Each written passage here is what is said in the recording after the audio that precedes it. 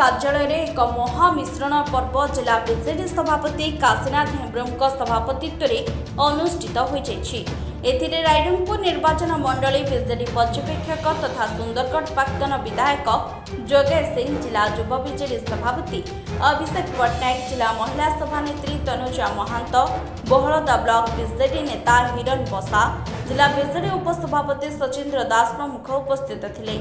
एही मिश्रण पर्व में बहलदा ब्लॉक अंतर्गत बिंछुआ ग्राम एवं रायरंगपुर वार्ड नंबर 10 शताधिक बीजेपी कर्मी और नेता माने माननीय मुख्यमंत्री नवीन पट्टनायक जुगान्तकारी जनकल्याण योजना, स्थिर सरकार, सुप्रशासन उपरे आस्था रखी बीजेडी दल में महामिश्रण पर्व में सामिल होती।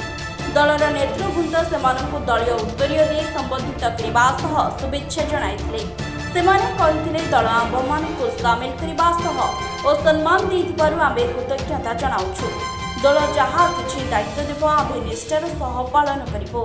महामिश्रण पर्व में जो माने पद्म छाड़ी शंख दैछन्ति सेमाने खासीना साहू, रवींद्र पंडा, पाराऊ मुर्मू, हरिश्चंद्र महांत, डाक्टर प्रहलाद दिगार, अशोक कुमार साहू, संजय साहू एमाने समस्ते बहलदा ब्लॉक अंतर्गत बिंछुआ ग्रामर ता सहित रायरंगपुर वार्ड नंबर 10 शताधिक बीजेपी कर्मी और नेता बीजेडी रे सामिल हेले।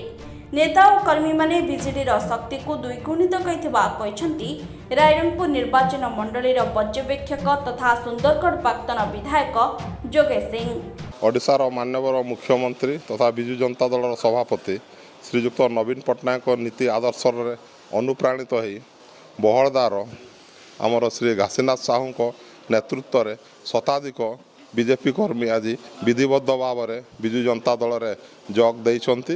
विजु जनता दल तरफ समस्त को स्वागत जनाऊँ एवं आमे आशा रखीचु आगामी निर्वाचन में विधानसभा प्रार्थी श्रीजुक्त रायसेन मुर्मू एवं सांसद प्रार्थी श्रीजुक्त सुदाम मारांडी को आमे बहु भोट व्यवधान रायरंगपुर निर्वाचन मंडल जितेबू। धन्यवाद। मु श्री काशीनाथ साहू, घर बिंझुआ, पूर्वतन भारतीय जनता पार्टी ओबीसी मोर्चार जिला सभापति।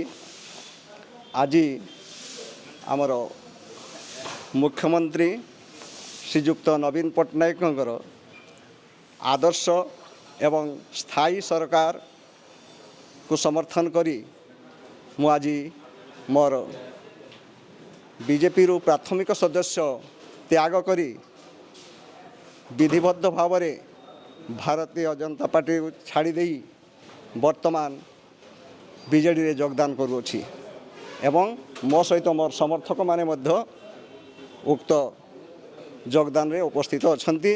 रायरंगपुर जिला सांबादिक जितेंद्र कुमार अग्रवाल की रिपोर्ट, विशेष खबर।